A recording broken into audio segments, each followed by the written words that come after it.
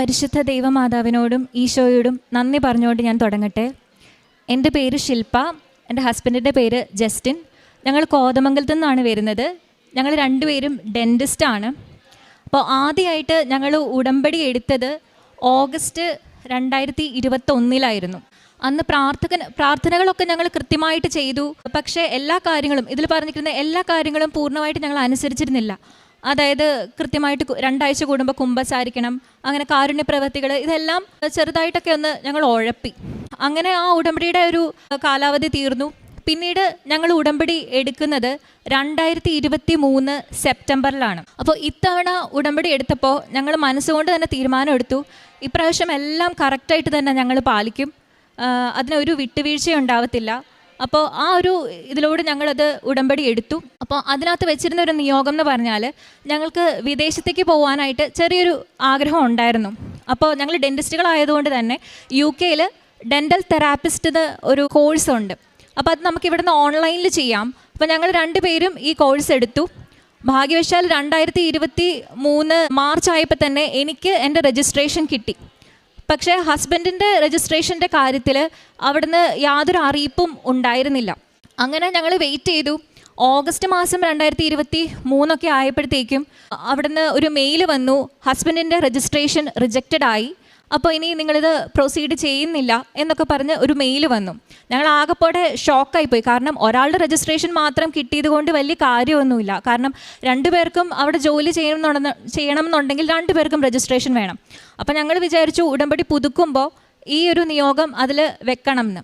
അങ്ങനെ ഞങ്ങൾ ഉടമ്പടി പുതുക്കാനായിട്ട് സെപ്റ്റംബർ 2023 അടുത്ത മാസം തന്നെ, ഈ റിജക്റ്റഡ് ആയതിൻ്റെ അടുത്ത മാസം തന്നെ ഞങ്ങളിവിടെ എത്തിക്കഴിഞ്ഞ് നമുക്ക് പത്രമൊക്കെ കിട്ടി. അപ്പോൾ പോകുന്ന വഴിക്ക് ഞാൻ എൻ്റെ ഹസ്ബൻഡിനോട് പറഞ്ഞു, ഹസ്ബൻഡിന് പൊതുവേ പത്രം കൊടുക്കാൻ മാത്രം ഇച്ചിരി മടിയുണ്ട്, ബാക്കി എല്ലാ കാര്യങ്ങളും കൃത്യമായിട്ട് ചെയ്യും, പത്രം കൊടുക്കാൻ മാത്രം ഇച്ചിരി മടിയുണ്ട്. അപ്പോൾ ഞാൻ പോകുന്ന വഴിക്ക് ഹസ്ബൻഡിനോട് പറഞ്ഞു, ഇന്ന് ഈ 3 കെട്ട് പത്രത്തിൽ 1 കെട്ട് പത്രമെങ്കിലും നമ്മളിത് കൊടുത്ത് തീർത്തിട്ട് വീട്ടിൽ കയറുവാണെന്നുണ്ടെങ്കിൽ ഇന്ന് ഈ റിജക്റ്റഡ് ആണ് എന്ന് കേട്ട ഈ മെയിൽ ശരിക്കും അക്സെപ്റ്റഡ് ആകും എന്ന് ഞാൻ പറഞ്ഞു. ഇത് പറയുമ്പോൾ എനിക്ക് തന്നെ വലിയ വിശ്വാസം ഉണ്ടായിരുന്നില്ല. കാരണം എന്താണെന്ന് വെച്ചാൽ എനിക്കറിയാം അവിടെ ജനറൽ ഡെൻ്റൽ കൗൺസിൽ UK ഒരിക്കലും റിജക്റ്റഡ് ആയിട്ടുള്ളൊരു ആപ്ലിക്കേഷൻ പിന്നെ അവർ എടുക്കില്ല. നമ്മൾ പ്രത്യേകിച്ച് അപ്പീലും ഒന്നും കൊടുത്തിട്ടില്ലെന്നുണ്ടെങ്കിലും ഇത് എടുക്കത്തില്ല. അപ്പോൾ ഞാൻ ഇങ്ങനെ പറഞ്ഞു ഹസ്ബൻഡിൻ്റെ അടുത്ത്, പുള്ളിയുടെ മടിയൊന്ന് മാറിക്കോട്ടെ എന്ന് വിചാരിച്ചിട്ട്. അപ്പോൾ പോകുന്ന വഴിക്ക് ഞങ്ങൾ 2 പേരും ഇതുപോലെ പ്രാർത്ഥിച്ച് എല്ലാവർക്കും പത്രമൊക്കെ കൊടുത്ത് വീട്ടിൽ ചെല്ലുമ്പോഴത്തേക്ക് 2 കെട്ട് പത്രം അങ്ങനെ തീർന്നു. അപ്പോൾ വീട്ടിൽ ചെന്ന് ഒരു 4:30, ഞങ്ങളൊരു 12 മണിയോടുകൂടി വീട്ടിലെത്തി. ഒരു 4:30 മണിയൊക്കെ ആയപ്പോഴത്തേക്കും ഒരു മെയിൽ വന്നു, നിങ്ങളുടെ റിജക്റ്റഡ് ആയിട്ടുള്ള ആപ്ലിക്കേഷൻ ഇതായത് നിങ്ങൾക്ക് ഗ്രാൻറ്റഡ് ആയിരിക്കുന്നു. അതായത് ഈ ആപ്ലിക്കേഷൻ നമുക്ക് രജിസ്ട്രേഷൻ കിട്ടി എന്ന് പറഞ്ഞ തരത്തിലായി. ഞങ്ങൾ ഭയങ്കര സർപ്രൈസ്ഡായി. ഇതൊരു മിറക്കിളായിട്ട് തന്നെ ഞങ്ങൾ കാണുന്നു. കാരണം ഒരിക്കലും UK ഇങ്ങനെ ഒരു സംഭവം നടന്നിട്ടില്ല. പിന്നെ ഞങ്ങൾ ഈ ഡെൻ്റൽ തെറാപ്പിസ്റ്റിൻ്റെ കോഴ്സ് എടുത്ത ഈ ഏജൻസിക്ക് ഞങ്ങൾ കുറച്ച് തുക കൊടുത്തിരുന്നു. കാരണം അവർ പറഞ്ഞിരുന്നു ഞങ്ങൾ തന്നെ നിങ്ങൾക്കൊരു ജോബ് അവിടെ ഏർപ്പെടുത്തി തരുമെന്ന്. അപ്പോൾ ഈ രജിസ്ട്രേഷൻ ക്യാൻസലായി എന്ന് പറഞ്ഞ് നമ്മൾ കേട്ടപ്പോൾ ഇനി ആ ജോബിൻ്റെ ആവശ്യമില്ലല്ലോ. അപ്പോൾ ഞങ്ങൾ ആ ഏജൻസിയുടെ അടുത്ത് പറഞ്ഞു ഞങ്ങൾക്ക് ആ തുക ഒന്ന് തിരിച്ചു തരണം എന്ന് പറഞ്ഞപ്പോൾ അവർക്കത് തരാൻ മടിയായിരുന്നു. അപ്പോൾ അവരത് തരില്ല എന്ന് നമുക്ക് തോന്നിയപ്പോൾ പിന്നെയും ടെൻഷനായി. അപ്പോൾ ഞങ്ങൾ ഉടമ്പടിയിൽ അത് വെച്ചിരുന്നു. അപ്പോൾ ഞങ്ങൾ ഒന്നും പറയാതെ തന്നെ പിന്നീട് അവരത് ബാങ്ക് ട്രാൻസ്ഫർ ചെയ്തു തന്നു. ഈ ഒരു എമൗണ്ടും ഞങ്ങൾക്ക് തിരിച്ചു കിട്ടി. പിന്നെ ഈ രജിസ്ട്രേഷൻ കിട്ടിക്കഴിയുമ്പോൾ അറിയാലോ, അടുത്തത് നമ്മൾ ജോലിക്കാണ് നോക്കുന്നത്. അപ്പോൾ ഈ ജോലിക്ക് ഞാൻ ഉടമ്പടിയിൽ വെച്ചത് എൻ്റെ ഹസ്ബൻഡിന് പുറത്ത് UK ഒരു ജോലി കിട്ടണം. അപ്പോൾ എനിക്കെന്തായാലും ആ പുറകെ ഡിപ്പെൻഡൻ്റ് ആയിട്ടൊക്കെ പോകാമല്ലോ. പക്ഷെ ഒരുമിച്ച് പോകാൻ പറ്റത്തില്ലായിരിക്കും ഡിപ്പെൻഡൻ്റ് ആയിട്ട് പോകുമ്പം. അപ്പോൾ അതറിയാം. അപ്പോൾ UK ഹസ്ബൻഡിന് കിട്ടണമെന്ന് പറഞ്ഞു വെച്ചു. അപ്പോൾ ഞങ്ങൾ ഡേറ്റ് വെച്ചാണ് പ്രാർത്ഥിച്ചത്. ഡിസംബർ 7 മാതാവിൻ്റെ പ്രത്യക്ഷീകരണത്തിൻ്റെ ദിവസമാണ് ഞങ്ങൾ വെച്ച് പ്രാർത്ഥിച്ചത്. അപ്പം അന്ന് എന്തെങ്കിലും ഒരു അത്ഭുതം നടക്കുമെന്ന് ഞങ്ങൾക്ക് ഉറപ്പായിരുന്നു. അപ്പോൾ ഡിസംബർ 5 ആയപ്പോഴത്തേക്കും ഒരു ഓഫർ ഹസ്ബൻഡിന് വന്നു. അപ്പോൾ ഹസ്ബൻഡിൻ്റെ ആ ഓഫറൊക്കെ വന്ന് അവരുമായിട്ട് ഇൻ്റർവ്യൂ ഒക്കെ നടത്തി കഴിഞ്ഞപ്പോൾ ഇങ്ങനെ വൈഫ് എന്ത് ചെയ്യുന്നു എന്നുള്ളതൊക്കെ ചോദിച്ചപ്പോൾ വൈഫും ഇങ്ങനെ ഡെൻ്റൽ തെറാപ്പിസ്റ്റ് ആണ്, അവിടുത്തെ രജിസ്ട്രേഷൻ ഉണ്ടെന്ന് പറഞ്ഞപ്പോൾ അവർ പറഞ്ഞു അങ്ങനെയാണെങ്കിൽ നിങ്ങൾക്ക് 2 പേർക്കും കൂടി ഞങ്ങൾ ഫുൾ ടൈം ആയിട്ട് അവിടെ സെയിം ഹോസ്പിറ്റലിൽ തന്നെ ജോലി തരാമെന്ന് പറഞ്ഞു. അപ്പം ഞങ്ങൾ ശരിക്കും പറഞ്ഞാൽ ഒരാൾക്കുള്ള ജോലിയാണ് മാതാവിൻ്റെ അടുത്ത് ചോദിച്ചത്. പക്ഷേ മാതാവ് ഒരേ സ്ഥലത്ത് ഒരുപോലെ ഞങ്ങൾക്ക് 2 പേർക്കും ജോലി തന്നു. അപ്പോൾ ഈ കാര്യം നടക്കുന്നതിന് ഒരു മാസം മുന്നേ അച്ഛൻ്റെ ഒരു ടോക്കിൻ്റെ അകത്ത് അച്ഛൻ പറയുന്നുണ്ടായിരുന്നു, ഒരു ചേച്ചി വീട് പണിയാനായിട്ട് ഒത്തിരി ആഗ്രഹിച്ചായിരുന്നു. അപ്പോൾ ആ ചേച്ചീനെ കാണാനായിട്ട് ആ ചേച്ചി പള്ളി പോയപ്പോഴത്തേക്കും ഒരു ബക്കറ്റ്, സിമൻറ്റ് ബക്കറ്റുമായിട്ടൊക്കെ ഒരു അമ്മച്ചി അവിടെ വന്നു. എന്നിട്ട് ആ ചേച്ചീനെ നോക്കി നിൽക്കുമായിരുന്നു. അങ്ങനെ പിറ്റേ ദിവസം തന്നെ ഈ വീട് പണിക്ക് ആരംഭിക്കുമായിരുന്നു. അപ്പോൾ ആ ഒരു ഇത് കേട്ടപ്പോൾ ഞാനിങ്ങനെ അന്നേരം എൻ്റെ മനസ്സിൽ പറഞ്ഞു, അപ്പോൾ ആ ചേച്ചീനെ വീട് പണിയാൻ ആഗ്രഹിച്ചപ്പം ആ ചേച്ചീനെ കാണാൻ മാതാവ് ഒരു സിമൻറ്റ് ബക്കറ്റൊക്കെ ആയിട്ടാണ് വന്നത്. അപ്പോൾ എന്നെ കാണാൻ മാതാവ് ഞാൻ പുറത്തേക്ക് പോകാൻ ആഗ്രഹിച്ചിരിക്കുന്നത് കൊണ്ട് വലിയൊരു ബാഗുമായിട്ട് വരുമായിരിക്കും എന്ന് ഞാൻ എൻ്റെ മനസ്സിൽ തന്നെ ഇങ്ങനെ ചുമ്മാ പറഞ്ഞു. പക്ഷേ അത് നടക്കുമൊന്നുമില്ല എന്ന് എനിക്കറിയാം. എന്നെ കാണാൻ മാതാവ് ബാഗുമായിട്ട് വരുമൊന്നുമില്ല എന്ന് എനിക്ക് ഉറപ്പായിരുന്നു. അപ്പോൾ അങ്ങനെ ഇരിക്കെ ഒരു ദിവസം ഞാൻ ക്ലിനിക്കിൽ നിന്ന് ജോലിയൊക്കെ കഴിഞ്ഞ് വീട്ടിൽ ചോറുണ്ണാനായിട്ട് എത്തിയപ്പോഴത്തേക്കും അപ്പയും അമ്മയും പറഞ്ഞു ഞങ്ങൾ ഒരു ആവശ്യത്തിന് പുറത്ത് പോവുകയാണെന്ന്. അപ്പോൾ അവർ പുറത്ത് പോയ ഉടനെ ഒരാൾ വന്ന് ബെല്ലടിച്ചു.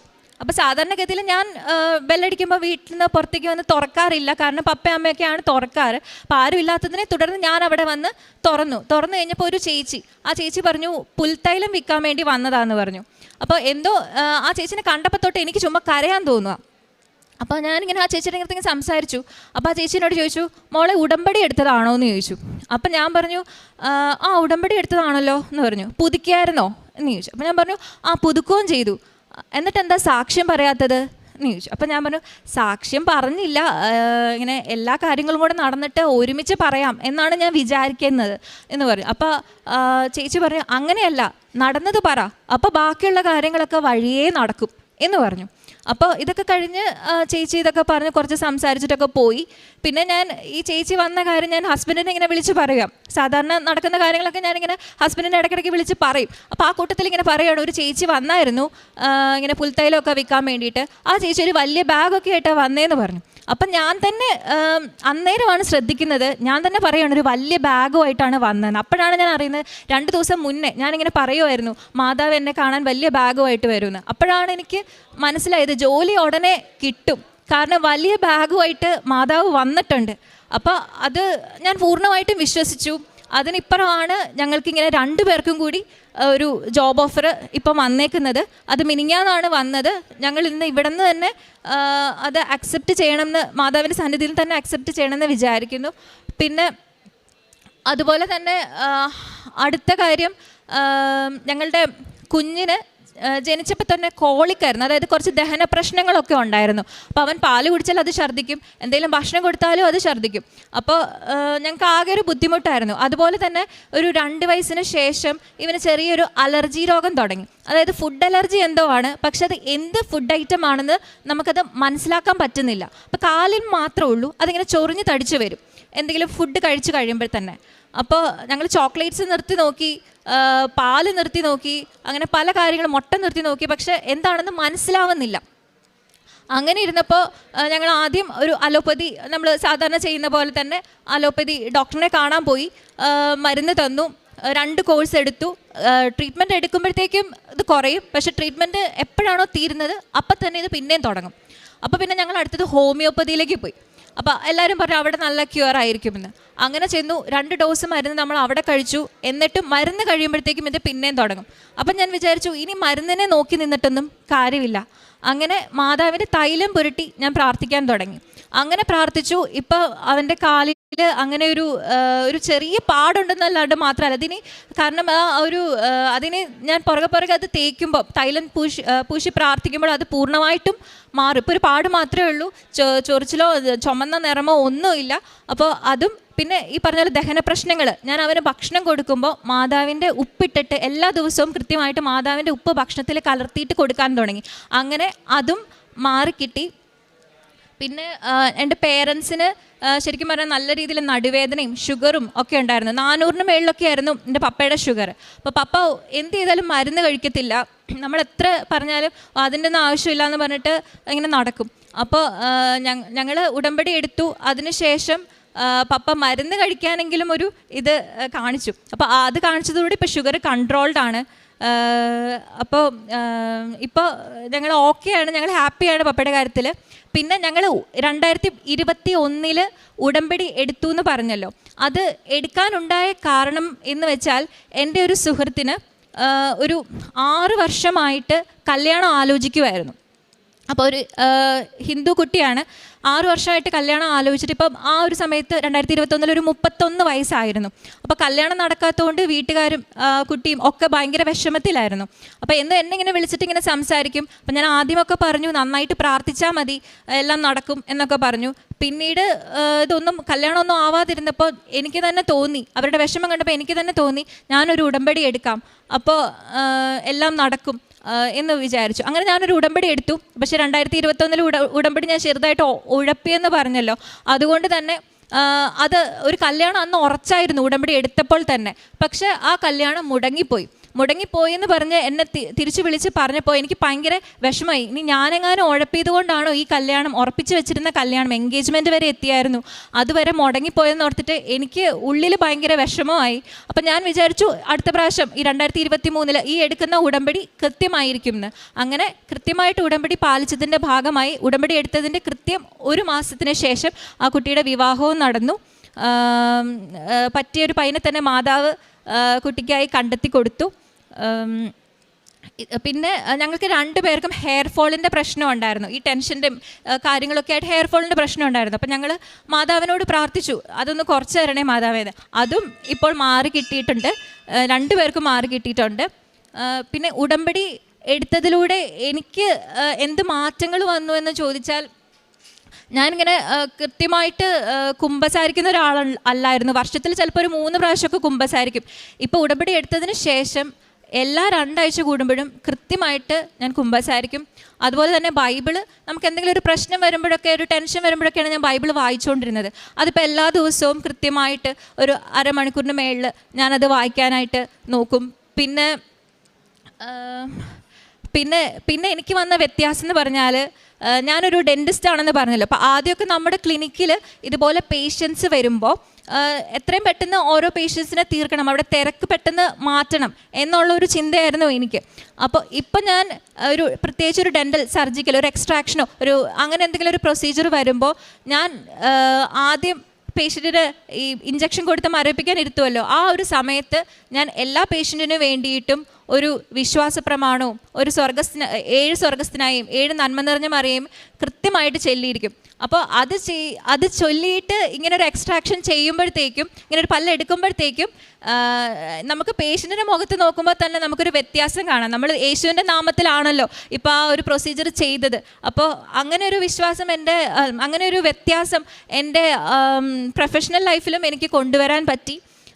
പിന്നെ കാരുണ്യ പ്രവർത്തികൾ എന്ന് പറയുമ്പോൾ ഞങ്ങൾ അവിടെ ഒരു വയ്യാത്ത പിള്ളേരുടെ സ്പെഷ്യൽ ചിൽഡ്രൻ്റെ ഒരു സ്കൂളുണ്ട്. അവിടെ ഞങ്ങൾ പോയിട്ട് ഭക്ഷണം കൊടുക്കാനും പിന്നെ രോഗികളെ സന്ദർശിക്കാനും സഹായിക്കാനും ഒക്കെ ഞങ്ങൾ മാക്സിമം ശ്രമിക്കാറുണ്ട്. ഞങ്ങളെക്കൊണ്ട് പറ്റുന്നത് ഞങ്ങൾ ശ്രമിക്കാറുണ്ട്. ഇതൊക്കെയാണ് എനിക്ക് വന്നിട്ടുള്ള വ്യത്യാസങ്ങളും. ഫിലിപ്പിയർക്ക് എഴുതിയ ലേഖനം 2-ാം അധ്യായം 6-7 തിരുവചനത്തിൽ നാം ഇപ്രകാരം വായിക്കുന്നു: ദൈവത്തിൻ്റെ രൂപത്തിലായിരുന്നെങ്കിലും അവൻ ദൈവവുമായുള്ള സമാനത നിലനിർത്തേണ്ട ഒരു കാര്യമായി പരിഗണിച്ചില്ല. തന്നെ ശൂന്യനാക്കിക്കൊണ്ട് ദാസൻ്റെ രൂപം സ്വീകരിച്ച് ആകൃതിയിൽ മനുഷ്യനെ പോലെ കാണപ്പെട്ടു. കൃപാസന പത്രം അത് യേശുവിനെ അറിഞ്ഞവരെ ആഴപ്പെടുത്തുവാനും അറിയാത്തവരെ അറിയിക്കുവാനുമുള്ളതാണ്.